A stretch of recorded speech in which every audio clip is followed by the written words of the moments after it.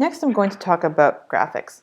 We're going to introduce graphics bit by bit. Graphics is one of the best things R does, and that also means there's a lot to learn. And so we'll just do it bit by bit. The commands I have here are the ones that I think are most useful for getting started with, plus some things that frequently are asked about at this stage. So here's one. If you run this line of code right here, all you get is a blank screen. But it's a blank screen that's there to set up how the next plots you run will be received. Okay, so I'm going to move this plot window over here. And we'll go back to talking about what that line just meant. I'm going to make a histogram of this vector. And this vector is just 100 random normals, and that doesn't matter for now. I just needed something to make a histogram of. So I'm going to go ahead and run this line. If we go back to our plot window, you can see it's only filling up half of the plot window. Now if I go make a box plot of some random normals, it's filled up the other half of the plot window. Why did that happen? It's because of this command right here.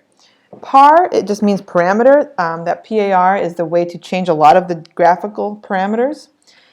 MFRow is the part where you tell R how many plots do you want to put in the same graphical window. And the way you do it is you say MFRow equals, and then you make a vector of two numbers, and you tell R how many rows and how many columns you want to split the graphics window into. So here I said 1, 2. Just give me one row, but let's split it into two columns. And if you say par mfrow equals c 1, 2, then the next plot you make will go here, and the one after that will go over there. This is nice if you're making a set of plots that you know you're going to want to present together. Then you can take this file and save it as just one file, and you don't have to worry about things being nicely aligned afterwards. This is a very helpful command. If you want to go back to just one plot, if you run mfrow 1, 1, you go back to just having one row and one column next time you call a plot. But I'm going to run this one. I'm going to go back to having two plots in the same window. I'm going to make a histogram just as usual. Then I'm going to run this additional parameter command, las equals 1, and run hist again. So we're going to have two histograms next to each other because I called hist twice. Let's look at these two plots and compare them. What's different? The only thing that's different is the orientation of the labels on the vertical axis. After I typed par las equals 1, you can now read those labels without turning your head sideways. It's a small change, but it's the kind of attention to detail when making plots that when combined with attention to other sorts of details makes a really big difference for the viewer. These two commands with par, note they're both outside of the histogram or box plot command themselves.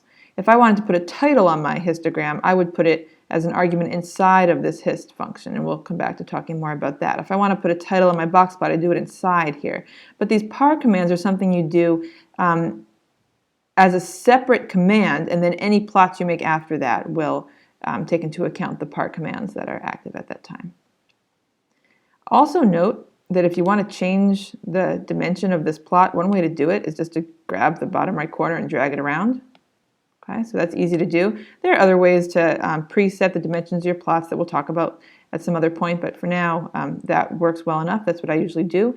And when you want to save this plot, you can either just copy paste this into Word, right? You can copy right there, or if you save, one of the options is to save as a PDF, and you can do that as well. You can save your plots. What else might you do? So I'm going to go back to just one plot per window, and let me make a plot here of just some arbitrary numbers that don't matter. There they are. I made a plot of some arbitrary numbers. I can add lines to this plot via a function called ABLine.